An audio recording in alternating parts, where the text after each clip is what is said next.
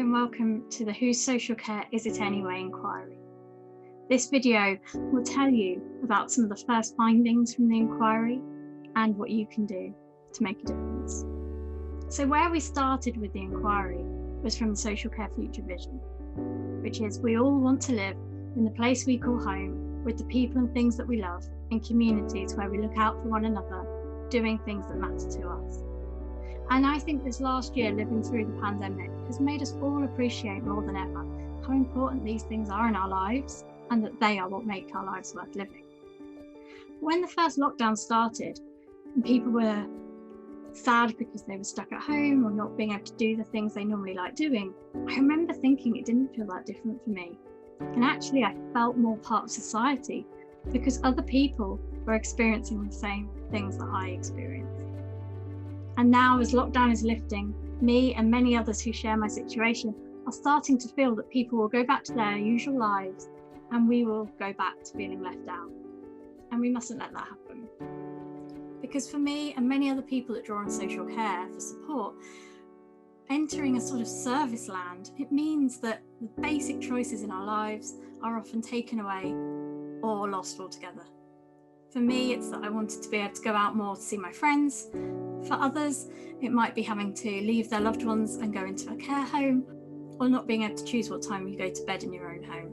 So we need some change. And what needs to change to make us all be able to come out of lockdown together, no matter our age or disability? And how do we make policymakers and senior leaders take these things seriously and hear these? Because too often, we, the people that draw on social care, are left out of the debates and discussions on social care. Or if we are there, we're there as a tick box.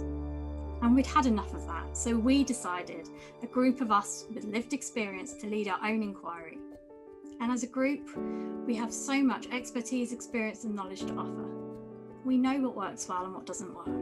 We know what needs to change to allow us all to have good, equal lives and avoid a permanent lockdown.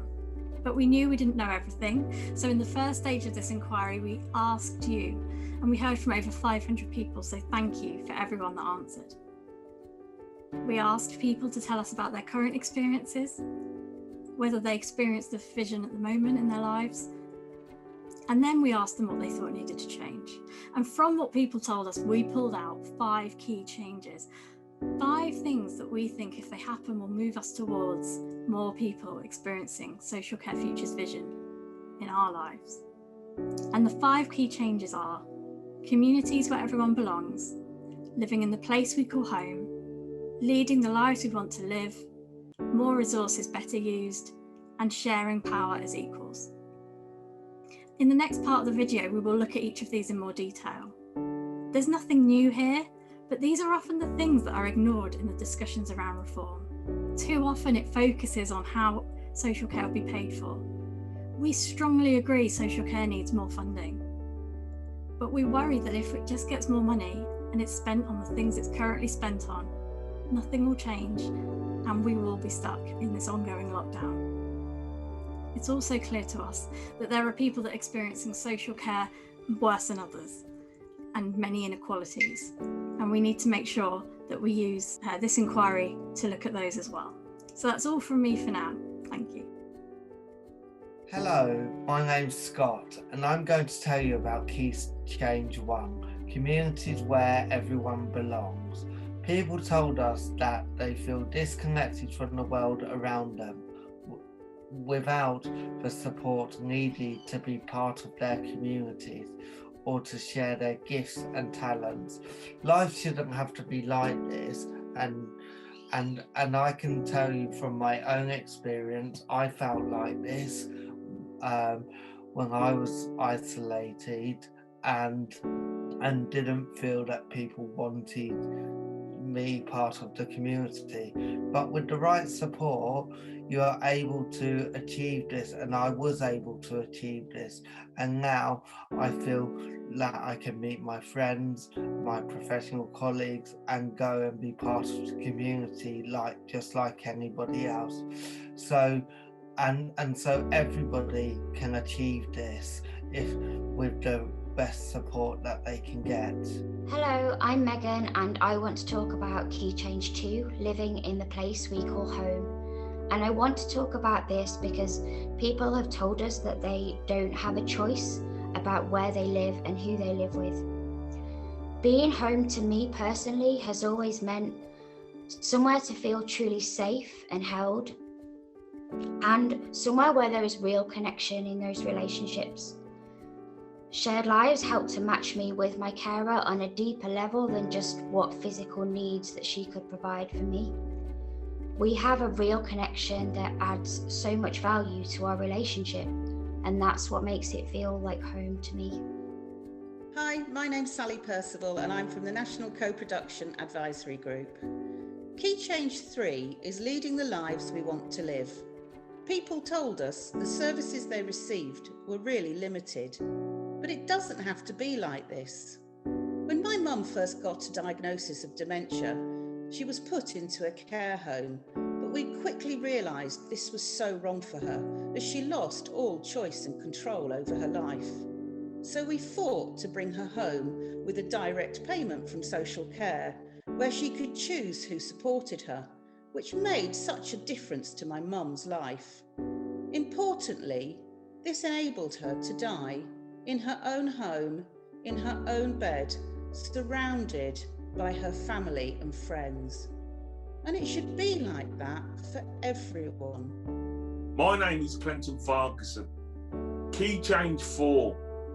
More resources, better used. People have told us that the support they get is often inadequate for the basics, never mind living of a full life. Doesn't have to be like this. To leave no one behind. People get left behind when they lack the choices and opportunities to participate in and benefit from good lives. Local authorities, their partners and support providers must think about and use resources differently. Start from asking how to support good lives in strong communities, not traditional services. My name's Isaac Samuels. I'm a member of Social Care Futures Inquiry Group. Key Change 5, sharing power as equals. People talked about their experiences of too many rules, restrictions and bureaucracy that got in the way of them living good, ordinary lives. They also talked about not being trusted by the council to make decisions that made their lives easier.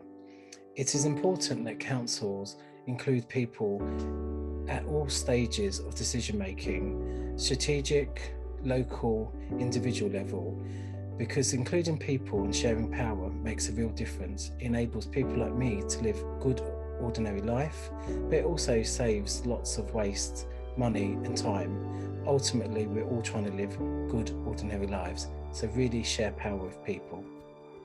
So now you've heard more about the 5 key changes.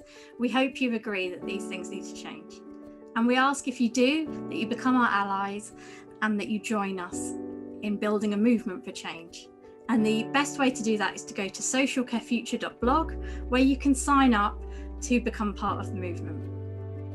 Another thing you can do is to share the report and the video with people that you work with people that you know on social media. We're on there as @SOSFuture.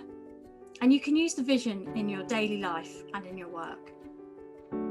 We will soon be going on to phase 2 of the inquiry, where we'll look in more detail at each of the 5 key changes. And we hope you will come with us and join us on that journey. Thank you.